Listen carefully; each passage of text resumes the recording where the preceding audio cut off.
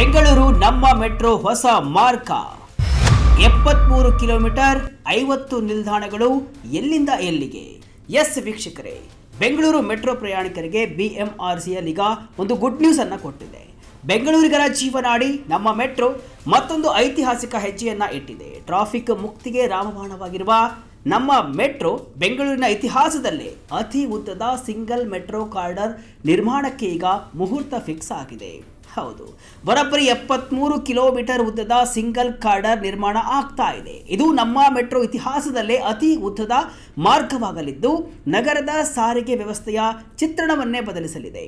Metro ಪ್ರಯಾಣಿಕರ ಸಂಖ್ಯೆ ದಿನದಿಂದ ದಿನಕ್ಕೆ ಏರಿಕೆ ಆಗ್ತಾ ಇದೆ.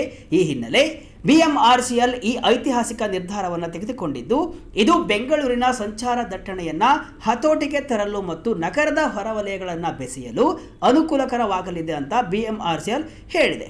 ಅಷ್ಟೇ ಅಲ್ಲ, ಬೆಂಗಳೂರಿನ ಹೊರವಲಯದಲ್ಲಿ ನಿರ್ಮಾಣ ಆಗ್ತಾ ಇರುವಂತಹ ಹೊಸ ಕ್ರೀಡಾಂಗಣಕ್ಕೂ ಕೂಡ ಈ ಮೆಟ್ರೋ ಸಂಪರ್ಕ ಸಿಗಲಿದೆ. ಹಾಗಾದ್ರೆ ಈ 73 ಕಿಲೋಮೀಟರ್ ಉದ್ದದ ಮೆಟ್ರೋ ಮಾರ್ಗ ಎಲ್ಲೆಲ್ಲಿ ಹಾದು ಹೋಗುತ್ತೆ, ಯಾವೆಲ್ಲ ಏರಿಯಾಗಳಿಗೆ ಅನುಕೂಲ ಆಗಲಿದೆ, 50 ನಿಲ್ದಾಣಗಳು ಎಲ್ಲೆಲ್ಲಿ ಬರಲಿವೆ, ಹೇಗಿರಲಿದೆ ಸಿಂಗಲ್ ಕಾರಿಡಾರ್, ಡೀಟೇಲ್ ಆಗಿ ನೋಡ್ಕೊಂಡು ಬರೋಣ. ನಾನು ಶಿವಮೂರ್ತಿ ಸರ್ಪ.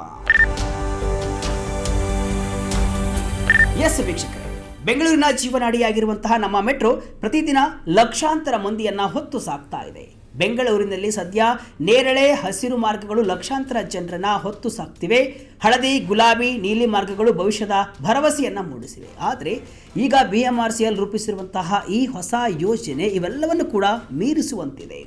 ಭರಪೂರ 50ಕ್ಕೂ ಹೆಚ್ಚು ನಿಲ್ದಾಣಗಳನ್ನು ಹೊಂದಿರಲಿರುವಂತಹ ಈ ಮಾರ್ಗ ಬೆಂಗಳೂರಿನ ಪೂರ್ವ ಮತ್ತು ದಕ್ಷಿಣ ಭಾಗಗಳನ್ನು ಬೆಸೆಯುವ ಕೊಂಡಿ ಆಗಲಿದೆ.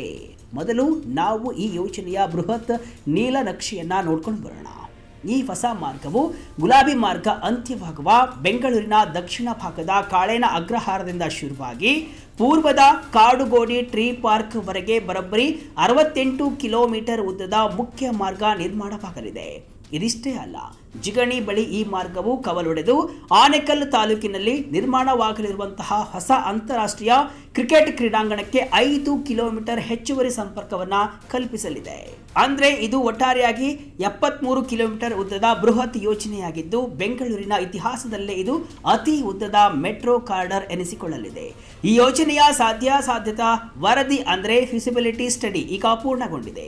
ಇಂಟ್ರೋಸಾಫ್ಟ್ ಸೊಲ್ಯೂಷನ್ಸ್ ಪ್ರೈವೇಟ್ ಲಿಮಿಟೆಡ್ ಎನ್ನುವಂತಹ ಸಂಸ್ಥೆ ಈ ವರದಿಯನ್ನ ಸಿದ್ಧಪಡಿಸಿದ್ದು ಶೀಘ್ರದಲ್ಲೇ BMRCL ಈ ವರದಿಯನ್ನ ಸರ್ಕಾರದ ಮುಂದೆ ಇಡಲಿದೆ. ಬನ್ನೇರುಘಟ್ಟ ಟು ಸರ್ಜಾಪುರ IT ನೌಕರರಿಗೆ ಲಾಟರಿ, 50 ನಿಲ್ದಾಣಗಳು, ಸಂಪೂರ್ಣ ಎಲಿವೇಟೆಡ್ ಮಾರ್ಗ. ವೀಕ್ಷಕರೇ, ಈ ಮೆಟ್ರೋ ಮಾರ್ಗ ಯಾವೆಲ್ಲ ಪ್ರದೇಶಗಳನ್ನ ಬೆಸೆಯುತ್ತೆ ಅನ್ನೋದನ್ನ ನೋಡುವುದಾದ್ರೆ, ವೇಗವಾಗಿ ಬೆಳೆಯುತ್ತಿರುವಂತಹ ಬೆಂಗಳೂರಿನ IT ಕಾರಿಡಾರ್ಗಳಾದ ಬನ್ನೇರುಘಟ್ಟ ರಸ್ತೆ, ಜಿಗಣಿ ಇಂಡಸ್ಟ್ರಿಯಲ್ ಏರಿಯಾ, ಅತ್ತಿಬೆಲೆ, ಸರ್ಜಾಪುರ, ಧ್ವಂಸಂದ್ರ ವೃತ್ತ ಮತ್ತು ವರ್ತೂರು ಕೋಡಿ ಮೂಲಕ ಈ ಮಾರ್ಗ ಹಾದು ಹೋಗಲಿದೆ. ಇದು ಸಂಪೂರ್ಣ ಎಲಿವೇಟೆಡ್ ಅಂದ್ರೆ ಮೇಲ್ ಸೇತುವೆಯ ಮಾರ್ಗವಾಗಿದ್ದು ಅಂದಾಜು 50ಕ್ಕೂ ಹೆಚ್ಚು ನಿಲ್ದಾಣಗಳನ್ನು ಹೊಂದಿರಲಿದೆ. ಇಷ್ಟು ದಿನ ಸರ್ಜಾಪುರ ಮತ್ತು ಬನ್ನೇರುಘಟ್ಟ ಭಾಗದ ಜನರಿಗೆ ಮೆಟ್ರೋ ಇಲ್ಲದೆ ದೊಡ್ಡ ಸಮಸ್ಯೆಯಾಗಿತ್ತು. ಆದರೆ ಈ ಹೊಸ ಕಾರಿಡಾರ್ ಈ ಎಲ್ಲಾ ಸಮಸ್ಯೆಗಳನ್ನ ನೀಗಿಸಲಿದೆ. ಬೆಂಗಳೂರಿನ ಈ ಉಪನಗರಗಳು ಕೂಡ ದಶಕಗಳ ನಿರ್ಲಕ್ಷ್ಯದ ನಂತರ ಇವತ್ತು ಮೆಟ್ರೋ ಮೂಲಕ ಹೊಸ ಆಯಾಮವನ್ನ ಪಡೆದುಕೊಳ್ಳುತ್ತಿವೆ. ಈ ಮಾರ್ಗವು ತುಮಕೂರು ಅಥವಾ ಬಿಡದಿಗೆ ವಿಸ್ತರಿಸುವಂತಹ ಯೋಜನೆಗಿಂತಲೂ ಹೆಚ್ಚಿನ ಭರವಸೆಯನ್ನ ಮೂಡಿಸಿದೆ. 80,000 ಆಸನಗಳ ಕ್ರೀಡಾಂಗಣಕ್ಕೆ ಮೆಟ್ರೋ ಲಿಂಕ್. ಈ ಯೋಜನೆಯ ಮತ್ತೊಂದು ಬಿಗ್ ಹೈಲೈಟ್ ಅಂದ್ರೆ ಅದು ಹೊಸ ಕ್ರಿಕೆಟ್ ಕ್ರೀಡಾಂಗಣಕ್ಕೆ ಸಂಪರ್ಕ. ಆನೇಕಲ್ ತಾಲೂಕಿನಲ್ಲಿ ಕರ್ನಾಟಕದ ಗೃಹ ಮಂಡಳಿ ಬರೋಬ್ಬರಿ 943 ಕೋಟಿ ರೂಪಾಯಿ ವೆಚ್ಚದಲ್ಲಿ 80,000 ಆಸನಗಳ ಬೃಹತ್ ಕ್ರೀಡಾಂಗಣವನ್ನ ಕಟ್ಟಲು ಹೊರಟಿದೆ. ಆದರೆ ಇದಕ್ಕೆ ಸರಿಯಾದ ರಸ್ತೆ ಮತ್ತು ಮೆಟ್ರೋ ಲಿಂಕ್ ಇಲ್ಲದಿದ್ರೆ ಜನರ ಸಂಚಾರಕ್ಕೆ ಕಷ್ಟ ಆಗುತ್ತೆ. ಈ ಬಗ್ಗೆ ಉದ್ಯಮಿ ಕಿರಣ್ ಮಜುಂದಾರ್ ಶಾ ಕೂಡ ಕಳವಳವನ್ನ ವ್ಯಕ್ತಪಡಿಸಿದ್ರು.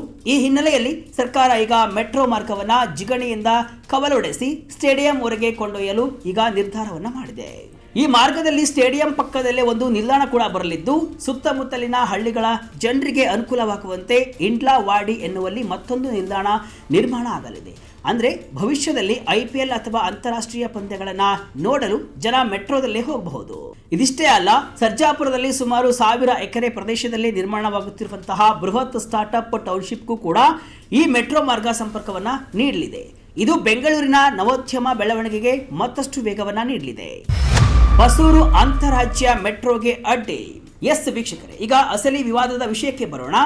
ತಮಿಳುನಾಡು ಸರ್ಕಾರವು ಬೊಮ್ಮಸಂದ್ರದಿಂದ ಹೊಸೂರಿನವರೆಗೆ ದಕ್ಷಿಣ ಭಾರತದ ಮೊದಲ ಅಂತಾರಾಜ್ಯ ಮೆಟ್ರೋ ನಿರ್ಮಿಸಲು ಪ್ಲಾನ್ ಮಾಡಿತ್ತು. ಆದರೆ ಈ ಯೋಜನೆಗೆ ಕರ್ನಾಟಕ ಸರ್ಕಾರ ಈಗ ಅಷ್ಟಾಗಿ ಆಸಕ್ತಿ ತೋರಿಸಿಲ್ಲ. ಯಾಕೆ ಗೊತ್ತಾ? ಇದರ ಹಿಂದೆ 2 ಪ್ರಮುಖ ಕಾರಣಗಳಿವೆ. ಮೊದಲನೆಯದು ತಾಂತ್ರಿಕ ಭಿನ್ನತೆ. ನಮ್ಮ metro 750 watt DC third rail traction ಬಳಸಿದ್ರೆ ತಮಿಳುನಾಡು ತನ್ನ ಮೆಟ್ರೋಗೆ ಓವರ್ ಹೆಡ್ ವಿದ್ಯುದೀಕರಣವನ್ನು ಬಳಸುತ್ತೆ. ಅಂದ್ರೆ 2 ರೈಲುಗಳ ಪವರ್ ಸಿಸ್ಟಮ್ ಮತ್ತು ಕಾರ್ಯಾಚರಣೆ ಸಂಪೂರ್ಣ ಬೇರೆ. ಹೀಗಿರುವಾಗ ಒಂದೇ ಹಳಿಯ ಮೇಲೆ ನಿರಂತರವಾಗಿ ರೈಲು ಓಡಿಸುವುದು ತಾಂತ್ರಿಕವಾಗಿ ಅಸಾಧ್ಯ.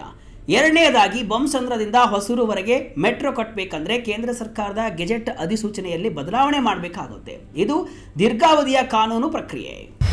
ಅತ್ತಿ ಬೆಲೆಯವರೆಗೆ ಮಾತ್ರ ನಮ್ಮ ಮೆಟ್ರೋ ವಿಸ್ತರಣೆ. ಗಡಿಯಲ್ಲಿ ಮೆಟ್ರೋ ಬದಲಾಯಿಸಲು 90 ಮೀಟರ್ ಅಂತರ. ವೀಕ್ಷಕರೇ, ತಮಿಳುನಾಡಿನ ಹೊಸೂರು ಲಿಂಕ್ ಬದಲು ಕರ್ನಾಟಕ ಸರ್ಕಾರ ಈಗ ಪರ್ಯಾಯ ಪ್ಲಾನ್ ಮಾಡಿದೆ. BMRCL ತನ್ನ ಹಳದಿ ಮಾರ್ಗವನ್ನು ಬೊಮ್ಮಸಂದ್ರದಿಂದ ಅತ್ತಿಬೆಲೆವರೆಗೆ 11 ಕಿಲೋಮೀಟರ್ ವಿಸ್ತರಿಸಲು ನಿರ್ಧರಿಸಿದೆ. ಅತ್ತಿಬೆಲೆ ಕರ್ನಾಟಕದ ಗಡಿಯ ಕೊನೆಯ ಉಪನಗರ.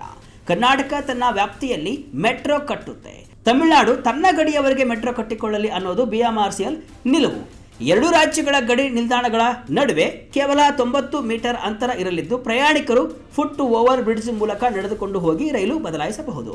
ಮೆಟ್ರೋ ಅನ್ನೋದು ಕೇವಲ ನಗರದೊಳಗಿನ ಸಂಚಾರಕ್ಕೆ ಸೀಮಿತವೇ ಹೊರತು ಇದೇನು RRTS ರೀತಿ 2 ನಗರಗಳನ್ನು ಬೆಸೆಯುವ ವ್ಯವಸ್ಥೆಯಲ್ಲ ಅಂತ ನಮ್ಮ ಮೆಟ್ರೋ ಅಧಿಕಾರಿಗಳು ಸ್ಪಷ್ಟಪಡಿಸಿದ್ದಾರೆ.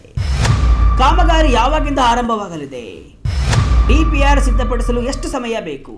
ಎಸ್ ವೀಕ್ಷಕರೇ, ಈ ಬೃಹತ್ ಯೋಜನೆ ಯಾವಾಗ ಜಾರಿಯಾಗುತ್ತೆ ಅಂತ ನೀವು ಕೇಳಬಹುದು. ಸದ್ಯಕ್ಕೆ ಸಾಧ್ಯಾಸಾಧ್ಯತಾ ವರದಿ ಮಾತ್ರ ಸಿದ್ಧವಾಗಿದೆ. ಇದನ್ನು ಸರ್ಕಾರ ಪರಿಶೀಲಿಸಿದ ಮೇಲೆ ವಿವರವಾದ ಯೋಜನಾ ವರದಿ ಅಂದರೆ DPR ಸಿದ್ಧಪಡಿಸಲು ಕನಿಷ್ಠ 1 ವರ್ಷ ಬೇಕು.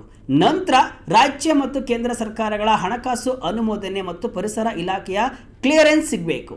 ಇದೆಲ್ಲವೂ ಕೂಡ ಅಂದುಕೊಂಡಂತೆ ನಡೆದರೆ 2029ರ ವೇಳೆಗೆ ಕಾಮಗಾರಿ ಆರಂಭವಾಗುವ ನಿರೀಕ್ಷೆ ಇದೆ. ಬೆಂಗಳೂರಿನ ಈ ಅತಿ ಉದ್ದದ ಮೆಟ್ರೋ ಮಾರ್ಗ 16 ವರ್ಷಗಳ ನಂತರ ಸಿದ್ಧವಾದಾಗ ನಗರದ ಸಂಚಾರ ವ್ಯವಸ್ಥೆಯನ್ನೇ ಬದಲಿಸಲಿದೆ. ಇದು ಕೇವಲ ರಸ್ತೆಯ ಮೇಲಿನ ಒತ್ತಡವನ್ನು ತಗ್ಗಿಸುವುದಷ್ಟೇ ಅಲ್ಲ, ದಕ್ಷಿಣ ಬೆಂಗಳೂರು ಮತ್ತು ಪೂರ್ವ ಬೆಂಗಳೂರಿನ ನಡುವೆ ಹೊಸ ಆರ್ಥಿಕ ಕ್ರಾಂತಿ ಮಾಡಲಿದೆ. ಈ ಬೃಹತ್ ಯೋಜನೆಯನ್ನು ಪೂರ್ಣಗೊಳಿಸಲು 5 ರಿಂದ 10 ವರ್ಷಗಳು ಬೇಕಾಗಬಹುದು. ಅಂದರೆ 2035ರಿಂದ 2040ರ ವೇಳೆಗೆ ಈ ಮಾರ್ಗ ಜನರ ಸೇವೆಗೆ ಲಭ್ಯವಾಗುವಂತಹ ಸಾಧ್ಯತೆ ಇದೆ. ದೆಹಲಿಗೆ ಸರಿಸಮಾನವಾಗಲಿದೆ ಬೆಂಗಳೂರು ಮೆಟ್ರೋ. ಎಸ್, ಈ 73 ಕಿಲೋಮೀಟರ್ ಮಾರ್ಗ ಕೇವಲ ಒಂದು ಭಾಗವಷ್ಟೇ.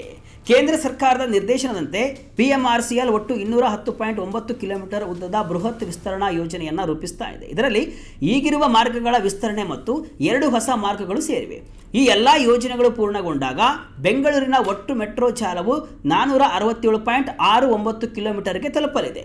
ಇದು ದೇಶದ ರಾಜಧಾನಿ ದೆಹಲಿಯ 467 ಕಿಲೋಮೀಟರ್ ಮೆಟ್ರೋ ಜಾಲಕ್ಕೆ ಸಂಪೂರ್ಣವಾಗಿ ಸರಿಸಮಾನವಾಗಿರಲಿದೆ. ಇದು ಬೆಂಗಳೂರಿನ ವಿಶ್ವದರ್ಜೆಯ ಮಹಾನಗರವನ್ನಾಗಿ ರೂಪಿಸುವಲ್ಲಿ ಒಂದು ಮಹತ್ವದ ಮೈಲಿಗಲ್ಲು. ನಗರದಲ್ಲಿ ರೆಡಿಯಾಗ್ತಿದೆ ಬೂದು ಮಾರ್ಗ. 12.5 ಕಿಲೋಮೀಟರ್, 9 ನಿಲ್ದಾಣ. ಯಾವಾಗಿಂದ ಆರಂಭ?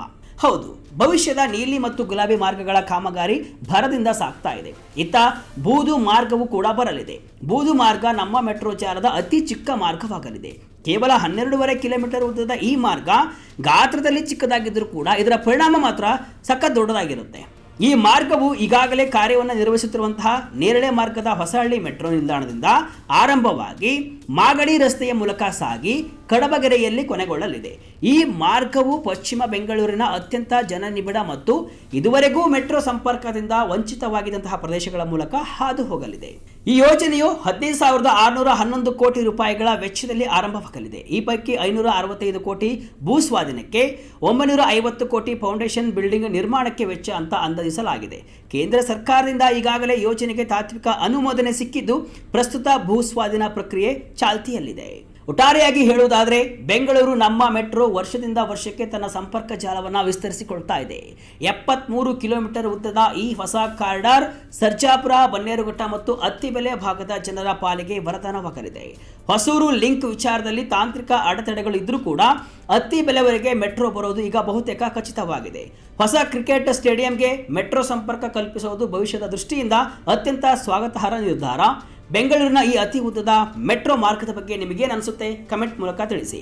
ಇದಿಷ್ಟು ಇವತ್ತಿನ ವಿಶೇಷ. ಇದೇ ರೀತಿ ಹಲವು ವಿಶ್ಲೇಷಣೆ, ಮಾಹಿತಿ ಅಷ್ಟೇ ಅಲ್ಲ, ಮನರಂಜನೆಯ ವಿಡಿಯೋಗಳಿಗಾಗಿ ವಿಜಯ ಕರ್ನಾಟಕ ವೆಬ್ಸೈಟ್, ಫೇಸ್ಬುಕ್ ಹಾಗೂ ಯೂಟ್ಯೂಬ್ ಪೇಜನ್ನು ಫಾಲೋ ಮಾಡಿ. ಧನ್ಯವಾದಗಳು.